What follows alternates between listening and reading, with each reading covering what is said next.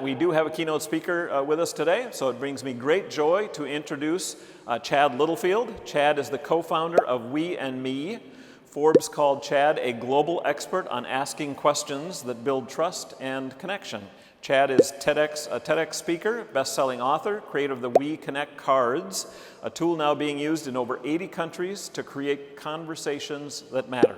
Chad and his company's late co-founder, Will Wise, wrote the book Ask Powerful Questions, which is the #1 best-selling book in 4 different categories on Amazon. Chad has brought his workshops, ideas, and interactive keynotes to Crayola, JetBlue, Johnson & Johnson, Starbucks, dozens of top universities, and even the CIA. So please join me in welcoming Chad Littlefield.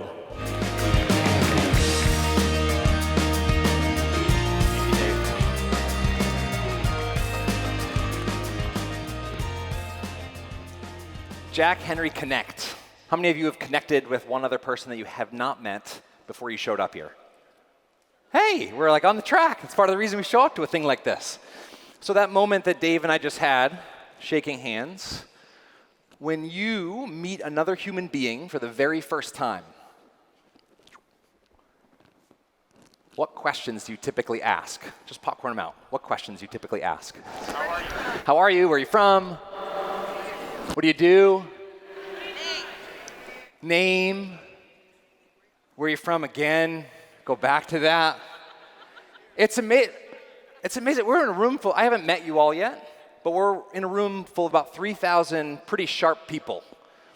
And yet, when we meet somebody, when we line up with a lifetime of ungoogleable experience, we tend to pull out about 1 to 4 questions that we always ask. So my question to you today is, what happens if we don't ask those questions? What happens if we meet each other and we don't ask the questions that we typically ask? And so we're going to do an experiment in what happens. But first, I called you all smart, and even though the vast majority of you have titles like VP, AVP, EVP, LMNOP, QRS, TUV, let's do a little bit of math, all right? I think you're like, any math people in the room? So I want to do some internal math and then some public math. I'm going to ask you to do the public math, though, not me.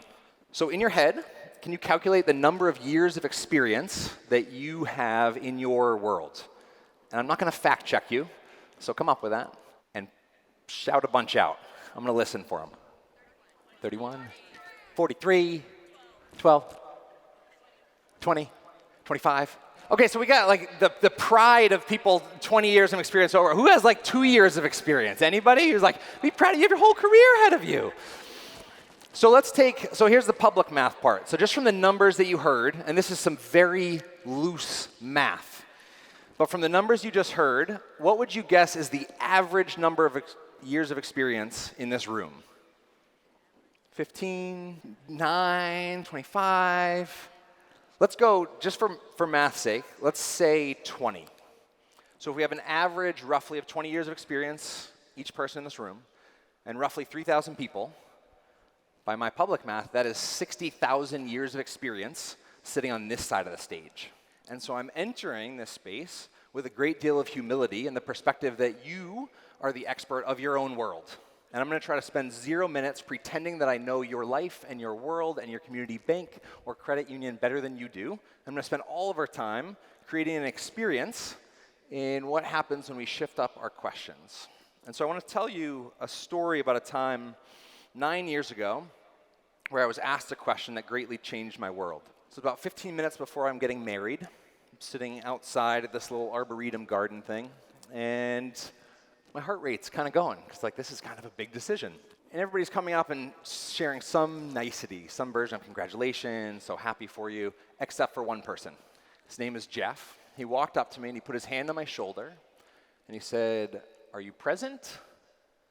Because you really don't want to miss your own wedding."